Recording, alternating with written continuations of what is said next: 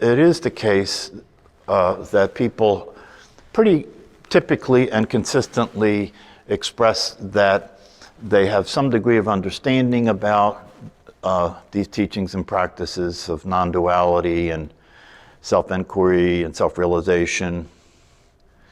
Yeah, that they have some understanding of this and they have some sense of the possibility in terms of in life how this might make a difference. And maybe even for some people they've had experiences. I think most people at some point or other in your life have had times when the system crashes for some reason or other. It might be because of a trauma, it might be because of psychedelic drugs. But I think most people have moments or periods in their life when you experience this sense of well-being, this sense of that you just don't have any questions. It doesn't seem like there's anything that's a problem anymore.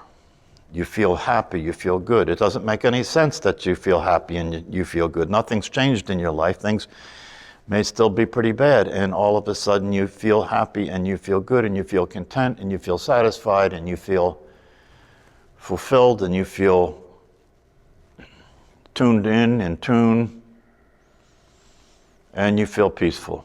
So this happens, it just happens to people. And then what tends to happen after that is people conclude, either the ones that have these experiences or people who learn about these experiences, there is a conclusion that's often made that, oh, this is something that happens to people. You know, when you listen to people like Eckhart Tolle's story, you know, or you study the teachers, some of the great masters and great teachers talk about this possibility like it's something that happens, that you have enlightenment happens to you. You know, and then people who are studying these things and practicing these things begin to aspire, right? Become a seeker, begin to aspire to enlightenment, practicing meditation, learning about the teachings, developing an understanding about all these things, with the idea that at some point the lights will go on, at some point you will experience enlightenment. You could say one way of describing this is that people are waiting for it to happen to them. You know, they're waiting, they're trying to make it happen, they're practicing meditation, they're studying the teachings with the idea that at some point it'll just happen and then they'll be enlightened and then they'll be, you know, they'll be saintly, they'll be the way a person is who is awake and knows who they are. They'll be loving, they'll be kind, they'll be happy, they'll be satisfied, they'll be content, and there'll be peace of mind. And all that'll just come with the event that happened, you know. That'll all just happen all at once, and then you'll be there, and then that'll be the way it is, and then you can go on and teach other people or whatever the case may be. Unfortunately, that ain't the way it goes most of the time. So then what is the common reality is that people, students, people who are seekers and so forth, people are interested in, okay, so tell me what to do. What do I do? Is there something I can do? Is there something I can study? Is there something I can practice, you know? Because I want this. I want to make this happen.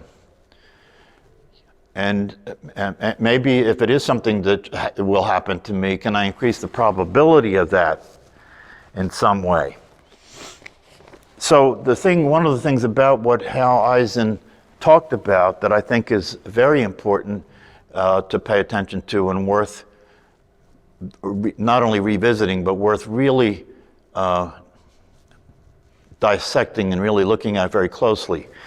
At the end of that email, he said some things that are very important. He said the dissolving of the conditioned beliefs is not a function of intellectual understanding.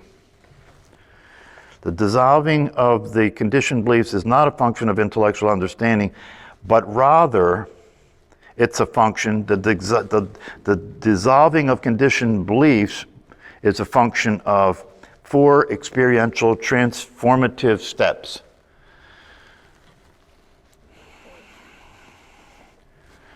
So he's basically saying there are 4 steps that can be taken that will, over time, dissolve the beliefs, right, that are in the way. But before these things have any meaning, before these things can be put into practice, the first thing you have to do is give up on the waiting. You got to give up on the waiting and the hoping. You know, give up on the hoping and the waiting and the praying.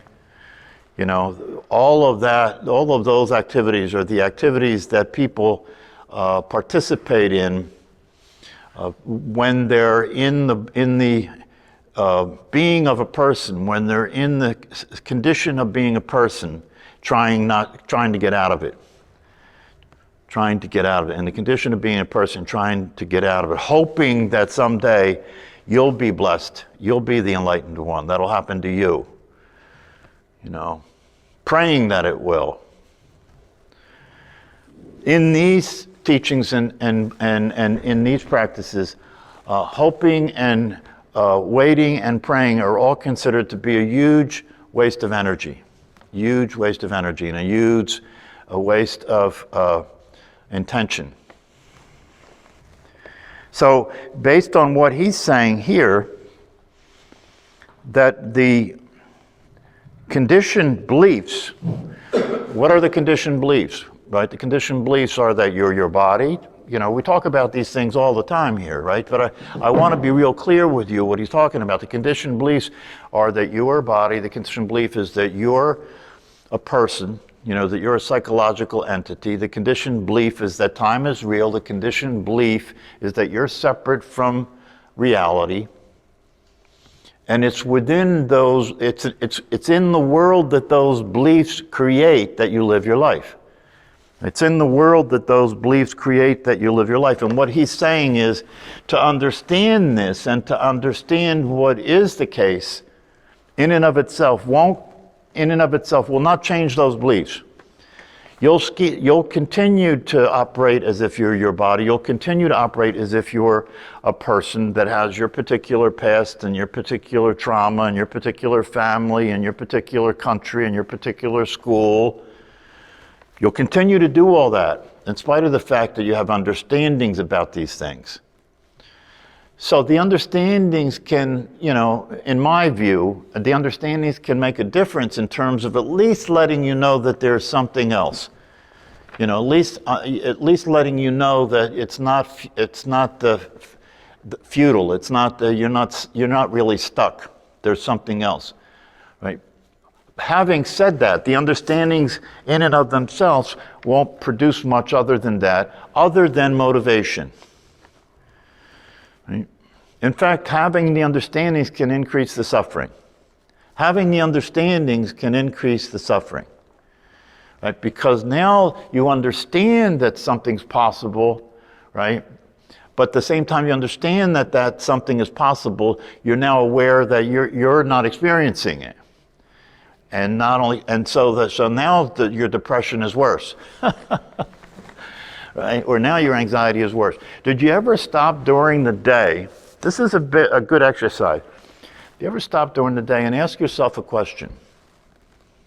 During this day, since I opened my eyes, right? Since I became aware of the day, during this day, was all of the angst, was all of the anxiety, was all of the apprehension, was all of the physical tension in the body, was all of the frustration, was all of the annoyance, was any of or all of that necessary in order for you to be here today and do what needed to get done?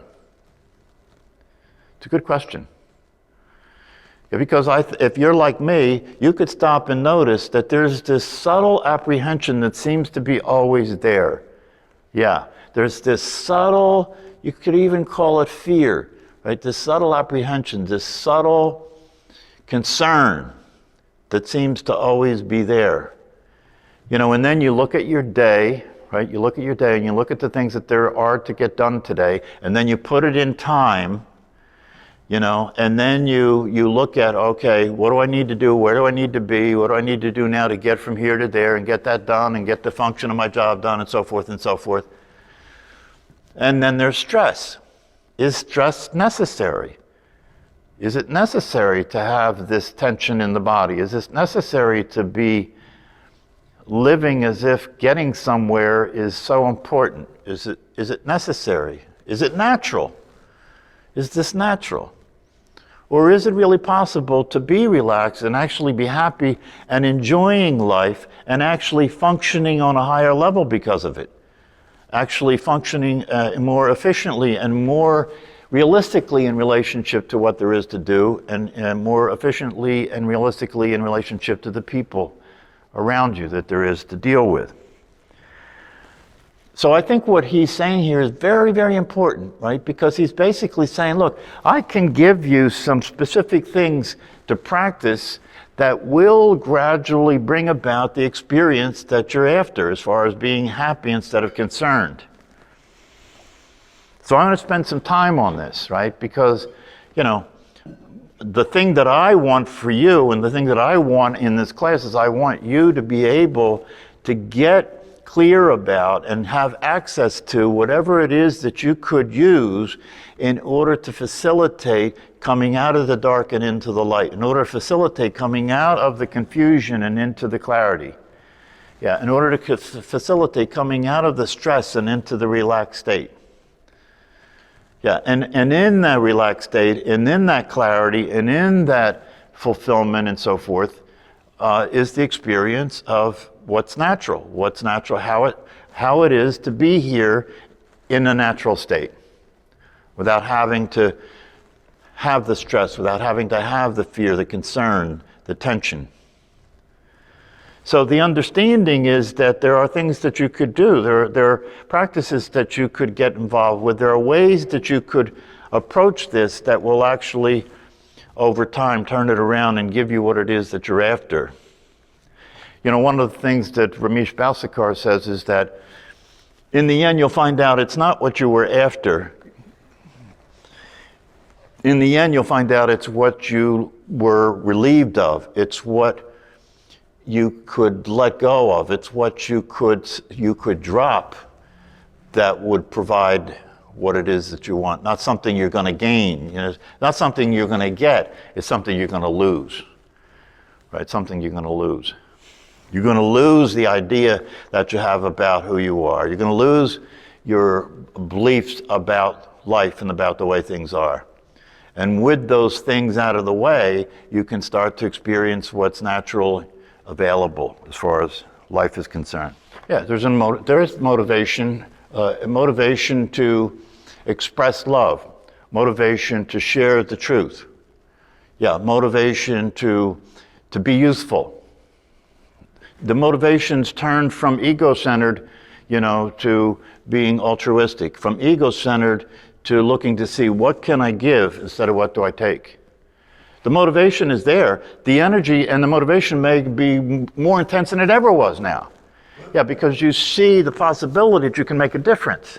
Yeah, and so now you're not just out for what you can get, you're out to see what can I give, what can I offer, what contribution can I make to this, like that. And the way it shows up now, I'm not talking about being a saint. The way this shows up in your natural everyday life.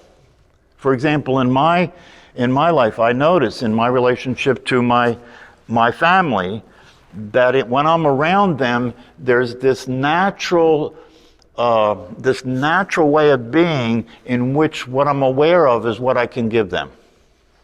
Instead of paying attention to whether I like what they're doing, whether they're okay with me, whether I agree with them. These are the things that people usually pay attention to in relationship, you know what I mean? Yeah, and so what happens with this is there's this natural shift, and those kinds of things start to become not very important or interesting. Who said you have to be the same as everybody else? You know what I mean? Who said that my stepson should be smart enough to know X, Y, and Z and do this instead of doing that and be this way instead of being that way? This is the way we all relate to one another. It's a terrible, terrible way of relating. You know, rather than, okay, you know, I know who he is now because I know who I am now, right? Yeah, and so my natural way of being now is to just look and see, you know, what is it that I can provide? What is it that I can offer? Who could I be with this person? Like that. Yeah. And it could be simple stuff. You know, I went to the Kohl's the other day. I don't even remember. I had to take something back. And my stepson's mother mentioned to me, you know, him, like any young kid, you know, doesn't buy socks and underwear for himself. He waits till they're falling off his body, right? So when I went to Kohl's, you know, I bought him socks and underwear, you know, like that. It could be a simple thing like that, you know, just being aware. You know, if you go somewhere and you see something that you know somebody that that you're close to would like, that's how it occurs to you. Oh, they would like that, you know. Where somebody who's egocentric that is not in that state, that way of being, that thought wouldn't even occur to them, wouldn't even show up. You know, I'm going up, if nothing changes, I'm going up to New York in a couple of weeks for another 7-day retreat. And I feel a real connection to the Zen teacher there. We're about the same age, you know, we both have similar difficulties that we're dealing with in our lives and so forth. And so I heard him mention in one of the talks that he gives on Sundays that he loves chocolate, right? And recently, another friend of mine makes chocolate. You know, another friend of mine lives down in North Carolina. And he created a natural chocolate bar. And this guy's around my age, our age, and many, many years ago, he decided to start a organic food company. This was before any of that stuff was popular. And he made a fortune. And so he's retired now, but he decided that he could never find good chocolate, so he decided he would make good chocolate. So he made this organic chocolate that's sugar-free and gluten-free and all this, you know, and it's delicious, you know. So I had ordered some from him, and when I was eating it, the thought popped into my head, oh, David, the teacher up at the Zen Center, would love this. So I got on the computer, ordered some for him, and sent it to him. So that's how you start thinking. You know, you start seeing giving, and you're seeing giving because one of the understandings that comes directly out of the experience of who you know yourself to be is love, right? And so you become interested in being a generator of love. And that's intelligent, that's wisdom, right? Because part of what there is to know when you know the truth is that if it's true that you really want to experience love, right? If that's true, you really want to feel love, you really want to experience love, right? Then one of the things that you come to see clearly through these teachings and practices is all you have to do is give and you will experience love, right? What did the Beatles say? The love you take is equal to the love you make. I'm not saying that that giving in and of itself is a function of only a function of the natural state of being and only a function of love and so forth. No, the ego will use giving, but the difference is when the ego is giving something, it's giving to get. When the ego is giving something, it's giving to get. And when the ego is so when the self is giving something, it's not interested in getting anything. It's unconditional. And you'll hear people talk about, you know, how unappreciative somebody was after they were given something. That's an ego gift, right? That's an ego gift.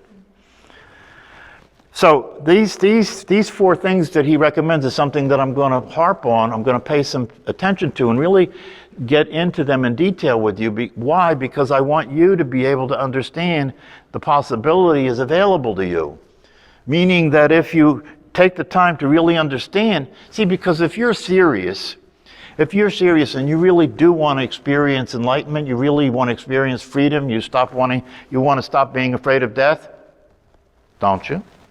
If you're serious, then you don't take these kinds of things lightly when somebody talks like this. You're really interested in hearing what they're saying, because this is a person who's our age. I mean, he's probably done more than I'll ever do as far as studying and practicing stuff, you know? I mean, he was a very high-level teacher, right? And he's saying, this is what I found, how this works. So if you're really serious about wanting to get the benefit of being awake and knowing who you are, then you're going to really pay close attention to what he's talking about. So what is he talking about? He says, the dissolving of the conditioned beliefs is not a function of intellectual understanding, but rather of 4 experiential transformative steps. So understanding has a certain value, but one of my teachers said, understanding is a booby prize. Yeah, because understanding won't get you there. That's not sufficient to get you there. You know, you can understand something. You can understand, for example, that it doesn't make sense when you're in a conversation with someone where you're trying to arrive at some conclusion that you can mutually agree on, right? It doesn't make sense to allow yourself to get into a tit-for-tat conversation. It doesn't make sense to allow yourself to get into a contention or a conflict with this person that you have to come to a conclusion with, does it? No, it doesn't make sense to do that. You can understand that, can't you, right? But this is what he's saying. That's not going to change the fact that you do that anyway, that you keep doing it, right? But he said, but there are some things that will change it. So what does he say? The first step on the direct path, interesting that he calls it the direct path. That's what Rupert Spira calls it, right? That's what the Advaita teachers call it, the direct path.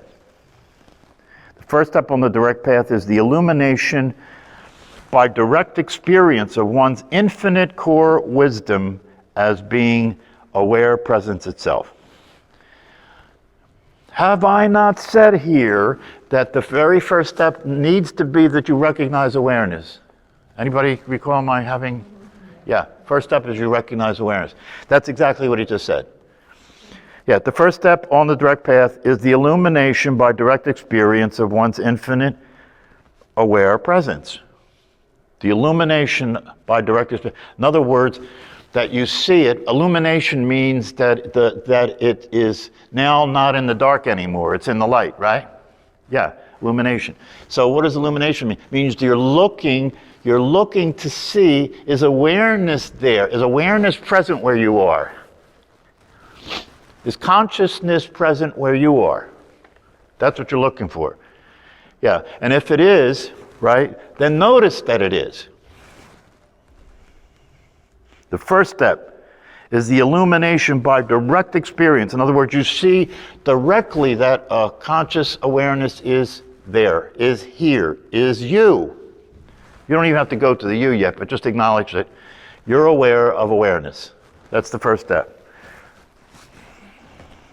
Then he goes on, he says, the second step is to abide. This is the good one. The second step is to abide in the direct experience of knowingly being the open, limitless, ever-present awareness that is your true nature. Knowingly being. Knowingly being. So, you know, we talk about awareness here and we say that we can actually identify certain attributes or characteristics of awareness, can't we? Yeah, we could say that it's not going anywhere. We could say that it doesn't want anything. We could say that it never changes. Thank you. Sometimes never ages. Sometimes I need feedback to know that I'm not alone, you know? So, yeah, so the question is, if we can recognize these qualities of being, right, that are the qualities of awareness, the question is, can you abide as that knowingly as your true nature? In other words, if those qualities are the qualities of awareness, can you be that way? That's the question. Can you be that way? Stop waiting for that to happen to you, see? Instead of waiting for it to happen to you, no. Make the shift yourself. Be the cause of the shift yourself. From the idea that I am a physical body, from the idea that I am a separate self. No, make the shift yourself to I am the awareness itself. How do you know you made the shift, right? You act like that. That's how you know. You behave like an aware person. You behave as awareness behaves, right? Knowingly being, consciously being. Allowing all identification with the indoctrinated illusions of being a time-bound finite mind body, a someone, a persona, or a something to spontaneously unravel and fall away in the light of the truth of being. You see, so when you're being the awareness, that which is not the awareness doesn't have anything, isn't getting expressed. When you're being who you are, that which is not who you are is not being given any credibility. It's not being given any energy. It's not being acted out anymore. If you want to talk about it in terms of neural patterns, the patterns are not being reinforced anymore. Yeah, and so what happens by your consciously, knowingly being that awareness, that which you're not spontaneously unravels and falls away because it's seen for what it is from awareness. That paragraph you should study very, very intensely, very, very intensely, so that you're really clear that you have the ability to be what you are. You have the ability to be what you are. Yeah, and in order to do that, what do you have to do? You have to pay attention, you have to have intention, and you have to be highly motivated. And what will give you the motivation, right? What will give you the motivation is the understanding, right? What will give you the motivation? The understanding, then unless you do this, right, that your life will probably be more of a waste than anything else. And if you're, even from an egotistical perspective, if you're interested in having your body last as long as possible, right? If you're interested in keeping your car as long as possible, what do? Take care of it. Yeah, you take care of it, right? Yeah. What's the most important thing you could do to take care of your body? This is important because this is not seen. This is not seen. And it's that's not true. I know. Your physical body, I'm talking. Yes, I'm talking about your physical body too. No stress. Thank you. And you should know. I know, that's why I'm always sick. Yeah. No, If you were able to eliminate the stress that occurs as a result of thinking that you're living in time, right? As a result of thinking that your past is real, your story is true, right? All the rest of it, finances, I don't have to tell you, right? If you could eliminate all the stress that is a function of the kind of thinking you do and the beliefs you have and the way you live, there's nothing you could do more to help your body live longer. Because the single most detrimental factor to your longevity is stress. Yeah. This is science, is it not? Yeah, and that doesn't mean that eating well and exercise don't matter, right? But if you're working on Wall Street, right, and you go out to lunch and and along with your lunch you're snorting cocaine and drinking a pint of whiskey, right? And then you have a good lunch and you take a walk. You're still going to die young. Yeah, so the thing you could do that would be the most beneficial is to change the experience you're having. Okay, so if you understand that you're not who you think you are, and you know what that cost you, then you might be interested in what he's trying to get across here in terms of how you could deal with that effectively, right? So that was the second step. First step is recognize awareness. I'm going to really be spending time on this with you guys because I can relate to this. I can see my own process here, right? So the first step is recognize awareness. The second step is to be that awareness, to really, break it down, right? To just be that, practice being that awareness, right? The third step is to attune to and live each day from the awareness that you are aware presence itself. The third step is to attune to. How do you attune to such that you live each day that you are the awareness? How do you attune to it? The third step occurs naturally in the light of direct knowing. The third step occurs naturally in the light of direct knowing. So if you get the first 3 steps correct, the third step will just happen. The beliefs and habitual survival behaviors that have been operating on behalf of the illusionary separate self are allowed. That's important, right? The beliefs and habitual behaviors that have been part of who you've been being are allowed. In other words, you're not trying to change and control who you've been being. You're not trying to change and control who you've been being. That's called psychotherapy. See me later if you want to try.